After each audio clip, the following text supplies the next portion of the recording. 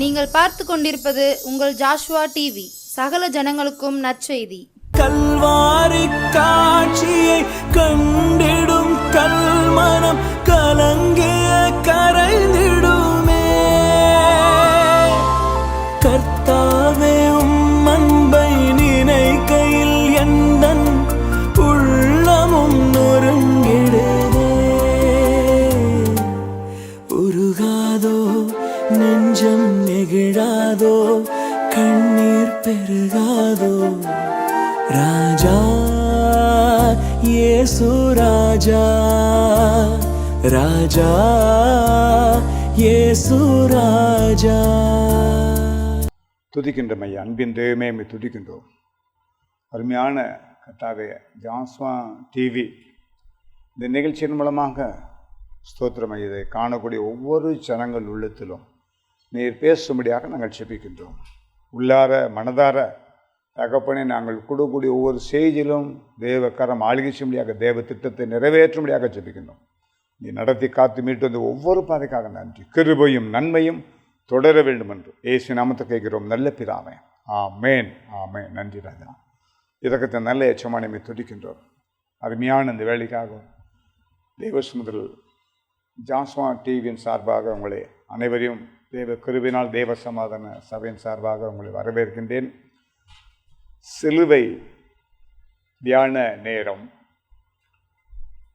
சிலுவை தியான நேரத்தில் உங்களை சந்திக்க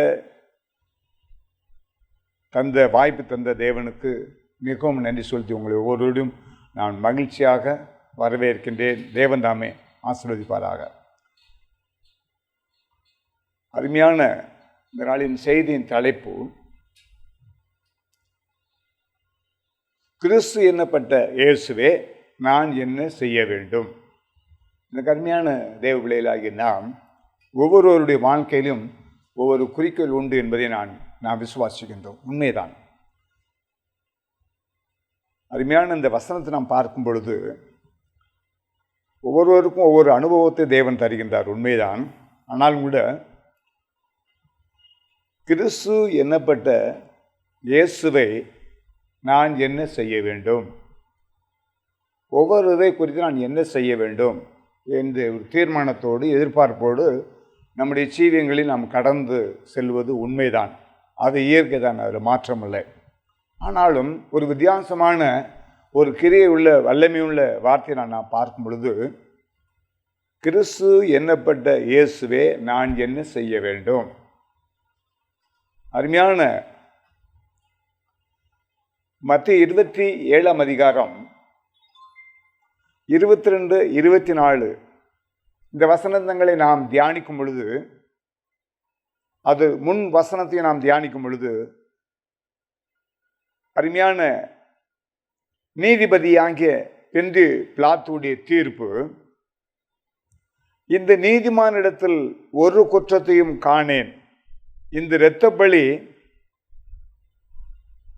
இரத்த பலிக்கு நான் குற்றமற்றவன் என்கிறார். யார்? நீதிபதியாக பொந்தியு பிலாத்து சொல்லக்கூடிய தீர்ப்பை நாம் பார்க்கின்றோம்.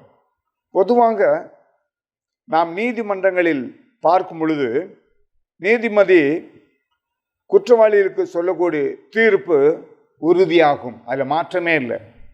குற்றவாளிகளை குறித்து அந்த நீதிபதி சொல்லக்கூடிய தீர்ப்பு எதுவோ அதான் லாஸ்ட் ஃபைனல் ஸ்டேஜ். அதுக்கு அடுத்து எந்த ஒரு மாற்றமும் கூடாது, மாற்றமும் இருக்காது, அது மாற்றி அமைக்க முடியாது என்பதை பார்க்கின்றோம். ஆனாலும் கூட இந்த பொந்தியு பிலாத்துடைய வாழ்க்கை நான் பார்க்கும் பொழுது, இந்த நீதிமானிடத்தில் ஒரு குற்றத்தையும் நான் காணேன். அப்படி இயேசு கிறிஸ்துடைய ஜீவியம் எப்படியாக காணப்பட்டிருக்கும்? 33 வருஷ ஊழியங்களிலும் கூட 30 வருஷங்கள் பெற்றோருடைய கரங்களில் தேவன் கீழ்ப்பிடிந்தவராக காணப்பட்டார். தந்தையார் செய்த, தன்னுடைய தகப்பனார் செய்த வேலையும் தச்சு தொழிலையும் அவர் செய்து வந்தார். உண்மைதான்.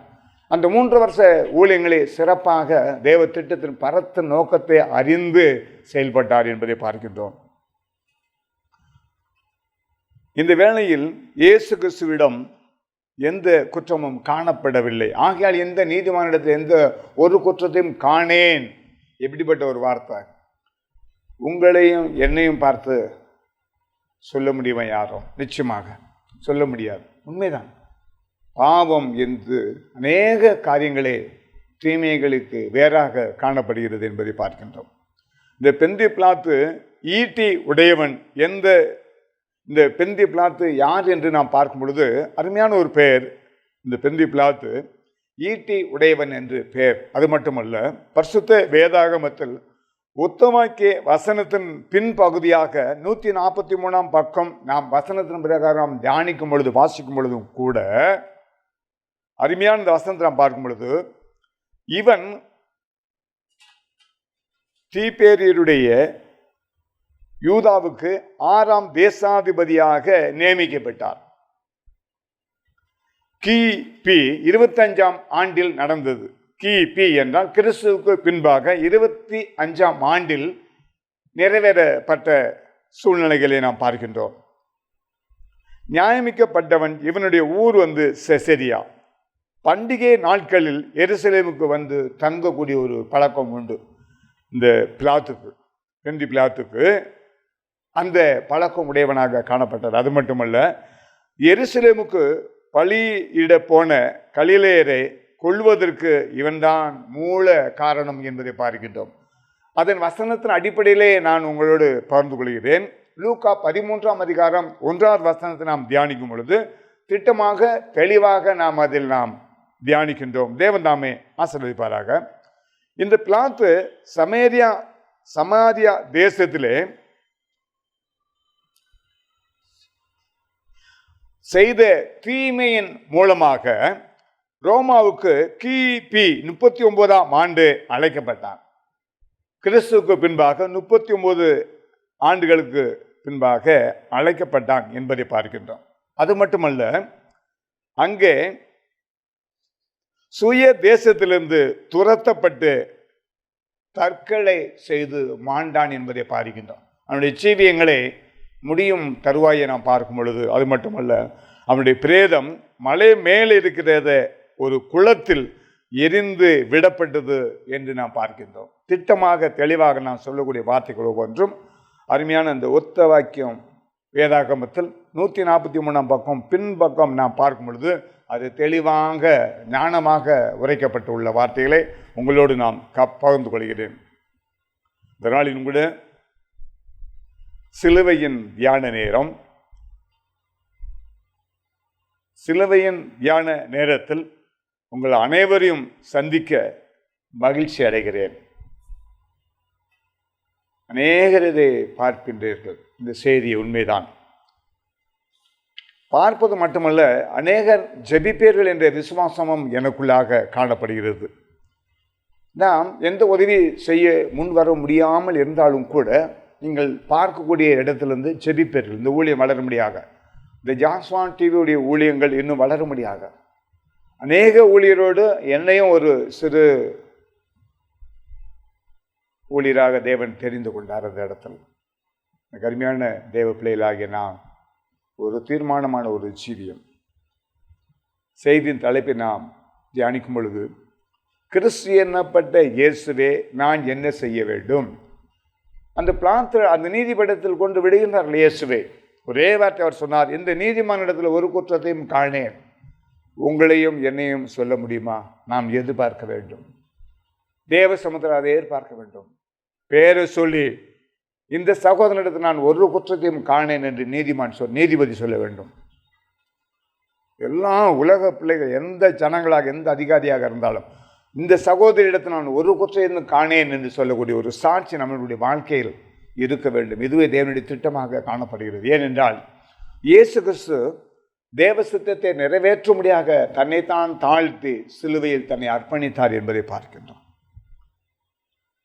அவருடைய சிலுவையின் மரண பரியந்தமும் தன்னை அர்ப்பணித்தார். ஆகையால் நம்முடைய துக்கம் சந்தோஷமாக மாற்றப்பட்டது. நம்முடைய பாவ கரைகள் அனைத்திலும் தேவன் இடைப்பட்டு அவர் இரத்தத்தை, தூய இரத்தத்தை, விலையேறப்பட்ட இரத்தத்தை, பாவமற்ற பரிசுத்த இரத்தத்தை நமக்காக சிந்தி நம்மளை ஒவ்வொருவரையும் தன்னுடைய பிள்ளைகளாக தேவன் தெரிந்து கொண்டார். எவ்வளவு கிருபை, எவ்வளவு தயவு! அவருடைய கிருபை மேலானது. இயேசுவை ஏற்றுக்கொள்ளலாம். செய்தியின் தலைப்பை பார்க்கும் பொழுது, கிறிஸ்து என்னப்பட்ட இயேசுவே நான் என்ன செய்ய வேண்டும்? இதான தலைப்பு. அது ஒன்றாவது நாம் பார்க்கும் பொழுது இயேசுவை நாம் ஏற்றுக்கொள்ளலாமே. ஏன் ஏற்றுக்கொள்ள வேண்டும்? அவர் சமாதானத்தை தருகின்ற தேவன், மன்னிக்கின்ற தேவன், உயர்வை, பெருக்கத்தை, பாதுகாப்பை, நல்ல ஒரு பாதையை செம்மையாக. ஏனென்றால் வசனத்தை நாம் பார்க்கும் பொழுது நானே வழியும் சத்தியம் ஜீவனுமாய் இருக்கின்றேன். அந்த வார்த்தையின் பிரகாரம் முதலாவது நாம் பார்க்கும் பொழுது இயேசுவை ஏற்றுக்கொள்ளலாம். இயேசுவை நாம் ஏற்றுக்கொள்ளும் பொழுது அந்த மிகுந்த சமாதானம் கிடைக்கும். அவருடைய வார்த்தைகளை நாம் முழுமையாக ஏற்றுக்கொள்ளும் பொழுது நல்ல ஒரு சந்தோஷம், சமாதானம் என்பதை பார்க்கின்றோம். லூக்கா 10:42 நாம் பார்க்கும் பொழுது மரியாள் தன்னை விட்டு எடுபடாத நல்ல பங்கை தெரிந்து கொண்டாள். கிருபை, எவ்வளவு தயவு! தன்னை விட்டு எடுபடாத நல்ல பங்கு. என்னை விட்டு எடுபடாத நல்ல பங்கு நீர்தானையா, என்னை விட்டு எடுபடாத நல்ல பங்கு நீர்தானையா, ஐயா நல்ல பங்கு நீர்தானையா, நல்ல பங்கு நீர்தானையா. இயேசு எப்படி நான் பாடுவேன், என்ன சொல்லி நான் துதிப்பேன், உம்மை எப்படி நான் பாடுவேன், என்ன சொல்லி நான் துதிப்பேன். தேவன் நம்மை ஆசீர்வதிப்பாராக. ஒன்றாவது பார்க்கும் பொழுது இயேசுவை ஏற்றுக்கொள்ளலாம். இரண்டாவதாக நாம் பார்க்கும் பொழுது இயேசுவை விசுவாசிக்கலாம். சரி, இயேசுவை நான் விசுவாசிக்கின்றோம், அதனுடைய பிரதிபலன் என்ன? விசுவாசிக்கு முன்பாக எப்படி காணப்பட்டோம்? இயேசு கிறிஸ்துவை விசுவாசித்தபடினால், ஏற்றுக்கொண்டபடினால் நம்முடைய ஜீவி எப்படியாக காணப்படுகிறது பார்ப்போம். வசனத்தின் மூலமாக நாம் பார்ப்போம். தேவன் தாமே ஆசீர்வதிப்பாராக. அருமையான குள்ளமான சகேயு காண்டத்தி மரத்தில் ஏறுகின்றார். ஏன் ஏறுகின்றார்? எல்லா ஜனங்களும் ஓரளவுக்கு வளர்த்தியாக இருந்திருக்கலாம், உண்மைதான். ஆனால் இந்த சகேயு, வரி வசூல் பண்ணக்கூடிய அந்த சகேயு எப்படியாவது இயேசு கிறிஸ்துவை பார்க்க வேண்டும், முடியலை. அந்த ஜனக்கூட்டத்தில் மத்தியில் முடியலை. அந்த காண்டத்தின் மரத்தில் ஏறி எப்படியாவது இயேசுவை பார்ப்பேன் என்ற ஒரு தீர்மானம் பண்ணுகின்றார். அவர் அந்த அங்கலாய்ப்போடு இருக்கும் பொழுது இயேசு கிறிஸ்து, சகேயுவே நீ கீழே இறங்கி வா, இன்று நான் உன் வீட்டில் தங்குவேன் என்றார். அந்த வீட்டிற்கு அந்த ரட்சிப்பு வந்தது. இயேசு கிறிஸ்துவை நாம் விசுவாசிக்கும் பொழுது ரட்சிப்பு கிடைக்கிறது, இலவசமான ரட்சிப்பு கிடைக்கிறது என்பதை பார்க்கின்றோம். சகேயு வீட்டில் தங்கினார், உண்மைதான். அநேகர் அருவருப்பாக எண்ணியிருக்கலாம், பேசியிருக்கலாம். வரி வசூல் பண்ணக்கூடியவன், அடிதண்டமாக நாளத்தனையாக பைசா வாங்கக்கூடியவன் இவர் வீட்டில் தங்குகிறாரே என்று. அப்படி அல்ல. இயேசு கிறிஸ்து அதற்காக ஊழியம் செய்யவில்லை. உயர்ந்தவர், கஷ்டப்பட்டவர், படித்தவர், படிக்காதவர் என்று அவர் பார்க்கவில்லை. எல்லாரையும் தேவன் நேசித்தார், தேவ திட்டத்தை நிறைவேற்றினார். இயேசு கிறிஸ்து உலக அந்த ஊழிய நாட்களில் ஜீவிக்கும் பொழுது எப்படி எல்லா ஜனங்களையும் நேசித்தாரோ, அதே போல நமக்கு ஜீவனை தேவன் தந்த காரணம் எல்லா ஜனங்களையும் நாம் சொந்த ஜனங்களாக நாம் நேசிக்க கற்றுக்கொள்ள வேண்டும். உடன் பிறந்தால்தான் சகோதரி சகோதரன், அப்படி அல்ல. எல்லாரையும் தேவன் நேசிக்க நமக்கு கற்றுக் கொடுத்திருக்கின்றார். இந்த வேதாகமும் அப்படித்தான் சொல்லப்படுகிறது. எல்லாரையும் கனம் பண்ணுங்கள், உன்னை போல் பிறரையும் நேசி. உன் குற்றத்தை, என் குற்றத்தை தேவன் மன்னித்தபடினால் பிறர் குற்றத்தை நாம் மன்னிப்போம். பிறர் குற்றம் மன்னித்தோம், ஆகையால் எங்கள் குறைகளை மன்னியுமே. எவ்வளவு ஒரு வாக்குத்தத்தம் நிறைஞ்ச ஒரு வசனம், நினைச்சு பாருங்க. சகேயு இயேசுவை விசுவாசித்தார், எப்படியாக பார்க்க வேண்டும் என்று விசுவாசித்தார். அந்த வீட்டில் அந்த ரட்சிப்பு கிடைத்தது என்பதை பார்க்கின்றோம். மூன்றாவதாக கர்த்தரை நாம் ஆராதிக்கலாம். ஏனென்றால் இந்த நாள் செய்தி தலைப்பு கிறிஸ்து என்னப்பட்ட இயேசுவே நான் என்ன செய்ய வேண்டும், அப்படித்தானே? ரெண்டு பார்ப்போம். மூன்றாவதாக நாம் பார்க்கும் பொழுது கர்த்தரை நாம் ஆராதிக்கலாம். கர்த்தரை நாம் ஆராதிக்கும் பொழுது அவருடைய விடுதலை, வெற்றி, நீதி, சந்தோஷம், சமாதானம் என்ன என்பதை வசனத்தின் மூலமாக பார்ப்போம். தேவன் தாமே வழி நடத்துவாராக. தானியேல் எழுதிய நிருபம் 3ஆம் அதிகாரம் 20, 22, 27 இந்த 3 வசனத்தை நாம் தியானிக்கும் பொழுது சாத்ராக், மேஷாக், ஆபேத்நேகோ இந்த 3 பேர்களையும் எரிகிற அக்னியில் போடுவதற்கு ராஜா இராணுவத்தின் பலசாலிகளை கட்டளையிட்டான். எதற்காக அந்த கட்டளை வருகிறது? அவர்கள் எப்பொழுதும் கர்த்தரை துதிக்கின்றவர்கள், ஆராதிக்கின்றவர்கள், ஜெபிக்கின்றவர்கள். ஆகையால் ஒரு சட்ட திட்டத்தை அந்த பொற்சிலையை வணங்கும்படியாக கேட்டுக்கொண்டார். அவர்கள் இதுக்குண்டு எங்களுக்கு அனுபவம் கிடையாது, அது பேசாது, மூக்கிருந்தும் முகராது, காத்திருந்தும் கேளாது, கண்ணிருந்தும் பாராது, வாயிருந்தும் பேசாது. ஆகையால் இது அத்தனையும் சிருஷ்டிகராகிய அழைத்த தேவனாகிய தேவனையே நாங்கள் ஆராதிக்கின்றோம். திடீரென்று இந்த ஒரு சட்டத்திற்கு நாங்கள் கீழ்ப்படிய மாட்டோம் என்று சொல்லுகின்றார்கள். ராஜாவுடைய உக்கிரகம் கூட்டி அவருடைய வார்த்தை மிகவும் வேதனைக்குரியதாக 7 மடங்கு அக்கினிச்சூளையே கூட்ட சொல்கின்றார். உண்மைதான், அப்படியாக அவர்கள் பயப்படட்டும் என்று பல சந்தர்ப்பத்தை இந்த ராஜா தருகின்றார். எனக்கு அருமையான தேவச்சனமே, உண்மைதான். எந்த சந்தர்ப்பத்திலும் தேவ திட்டத்தை விட்டு நாம் விலகவில்லை என்றால் அந்த இடத்தில் ஒரு மார்க்கத்தை, ஒரு பாதுகாப்பை, ஒரு தூதனை தேவன் அனுப்புவார். அனுப்பினார். தேவன் ஒருபோதும் நம்மளை கைவிடுகின்ற தேவன் அல்ல. அவர்கள் சொல்லுகின்றார்கள், நாங்கள் ஆராதிக்கின்ற தேவன் எங்களை விடுவிப்பார். அவர் விடுவிக்காமல் போனாலும் இந்த சிலையை, நீங்கள் செய்த இந்த சிலையை, மனிதனால் செய்யப்பட்ட இந்த சிலையை நாங்கள் வணங்குவது இல்லை. எவ்வளவு ஒரு அதிகாரமான விசுவாசமான வார்த்தை! அவர்களுக்குள்ளாக அந்த ஆராதிக்கக்கூடிய தன்மை, தீர்மானம், கிருபை, தயவு, தேவ திட்டம் இருந்தபடினால் அவர் அந்த கட்டுப்பாட்டை விட்டு விலகாதபடி, அந்த சத்தியத்தை விட்டு விலகாதபடி நேச ஜீவிக்கின்றார். நாங்கள் காணிக்கின்ற தேவன், எங்களுக்கு விடுதலை, வெற்றி, நீதியை தந்த தேவன் எங்களை ஒருபோதும் வெட்கப்படுத்த மாட்டார் என்ற தீர்மானமான முடிவில் அவர்கள் இருந்தார்கள். உண்மைதான். ஆனால் ராஜாவுடைய கட்டளைக்கு மீறாதபடி தூக்கி கொண்டு போனவர்கள் அக்னியில் கொன்று போட்டது. அவர்களுக்கு எந்த சேதமும் இல்லை. சாத்ராக், மேஷாக், ஆபேத்நேகோ 3 பேருமே கர்த்தரை ஆராதிக்கின்ற பிள்ளைகள். அவர்களுக்கு எந்த சேதமும் இல்லை. நான் சொல்லவில்லை, இந்த வசனம், வேத வசனம் சொல்லுகிறது. பலசாலியாக இராணுவத்தில் தேர்ந்தெடுத்தார்கள். உண்மைதான். அந்த ராஜா கட்டளைக்கு மீறாதபடி இந்த 3 பேரையும் தூக்கி போட்டார்கள். அக்கினி அதிகமான வெக்க இருந்தபடினால் அந்த தூக்கி போட்ட புருஷர்களை கொன்று போட்டது. ஏன் கொன்று போட்டது? நீதிமான்களுக்கு வரக்கூடிய துன்பத்தில் தேவன் விடுதலையை, வெற்றியை தருகின்ற தேவனாக இருக்கின்றார்.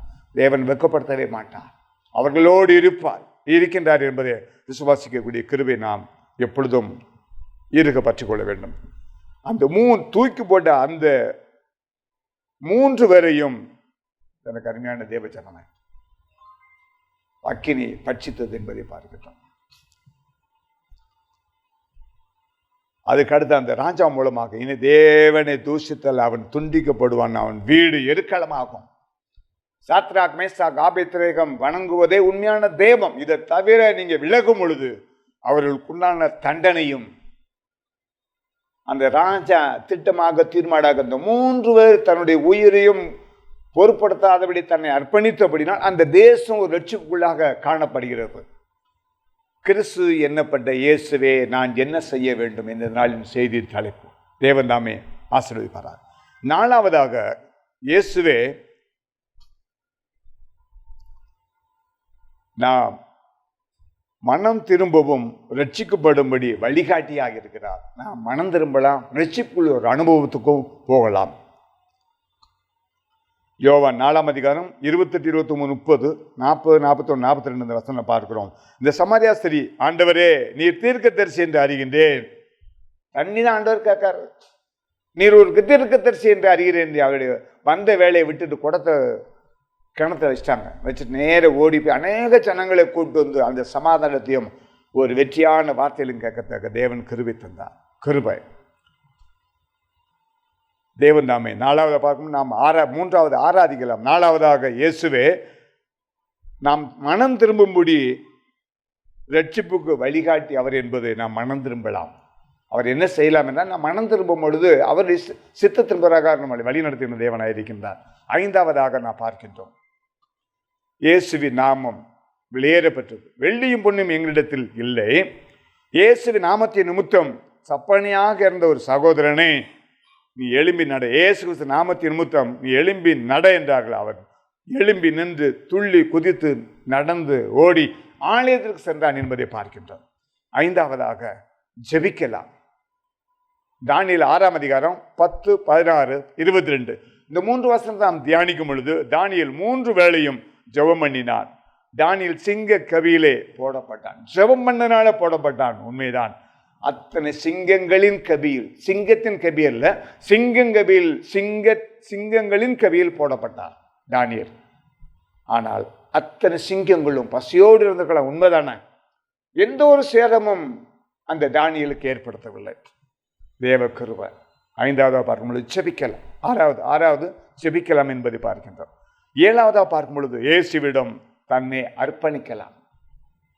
1 ராஜாக்கள் 17ஆம் அதிகாரம் 12, 16 பார்க்கின்றோம். தீர்க்கதரிசி எலியாவின் வார்த்தை கீழ்ப்படிந்த சாரிபாத் விதவை வீட்டில் ஒரு பிடி மாவும் கொஞ்சம் எண்ணெயும் தான் இருந்துச்சு. எலியா தீர்க்கதரிசிக்கு கீழ்ப்படிஞ்சு அந்த அடையை சுட்டு கொண்டு கொடுத்ததுனால அந்த எண்ணெய் மாவும் குறையவே இல்லை. காரணம் என்ன? இயேசுவிடம் தன்னை அர்ப்பணிக்கலாம். நாம் அர்ப்பணிக்கும் பொழுது அடுத்த திட்டம் என்ன என்பதை தேவன் அறிவார். நாம் அர்ப்பணிக்கும் பொழுது வேதனை, நெருக்கம், பாடு, நிந்தனைகள், போராட்டங்கள் வருதும். தேவன் தாமே எல்லா காரியங்களும் நேர்த்தியாக நடத்துவார் என்ற விசுவாசம் நமக்குள்ளாக காணப்பட வேண்டும்.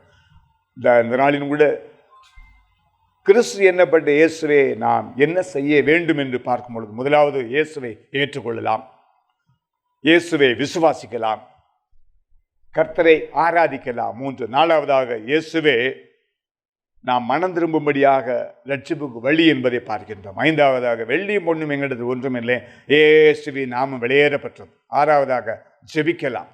7ஆவதாக இயேசுவிடம் தன்னை அர்ப்பணிக்கலாம். இத்தனை காரியங்களையும் தேவன் திட்டமாக தெளிவாக நடத்தின கர்த்தரை நாம் அவரை பின்பற்றும் பொழுது தேவன் ஒருபோதும் நம்மளை வெட்கப்படுத்தாதபடி வழிநடத்தின தேவனாக இருக்கின்றார். இந்த நாளின் செய்தியை உங்களோடு பகிர்ந்து கொள்ளத்தக்க தேவன் கிருபை தந்தார். இன்னும் இந்த ஊழியங்கள் வளரத்தக்க என்னுடைய ஊர் ராஜபாளையம். என்னுடைய பேர் ஜோசப் ராமசாமி. கிட்டத்தட்ட 29 ஆண்டுகளாக இந்த ஊழியத்தை நடத்தி வரக்கூடிய கிருபை தேவன் தந்தார். தேவ சமாதான சபை ராஜபாளையம் பொன்னவரத்தில் உள்ளது. தேவன் தாமன் இதை பார்க்கக்கூடிய ஒவ்வொரு பிள்ளைகளுடைய உள்ளத்தில் இந்த நாள் முதலாக ஒரு புதிய பலனை, ஞானத்தின் கிருபையின் தந்து உங்களை தேவன் உயர்த்துவாராக. துதிக்கின்ற மையா சர்வ வல்லவரே, நேற்றும் இன்றும் மாறாத அன்பின் தெய்வமே, அருமையான இதை பார்க்கக்கூடிய ஒவ்வொரு பிள்ளைகளுடைய குடும்பத்திலும் சிறியோர் முதல் பெரியோர் வரும் ஆசீர்வதிக்கப்பட ராஜா, பாதுகாக்கப்பட ராஜா. இந்த ஒவ்வொரு வார்த்தையிலும் அவர்கள் ஆறுதலாக கர்த்தாவே அவருடைய காயங்களை கட்டும்படியாக தேவ திட்டத்தை அறிந்து புரிந்து அவர்கள் செயல்பட தெய்வமே நீர் உதவி செய்ய வேண்டும் என்று கர்த்தராகிய இயேசு கிறிஸ்து நாமத்தில் நான் கேட்கின்றோம் நல்ல பிதாவே. ஆமேன், ஆமேன், ஆமேன். நன்றி.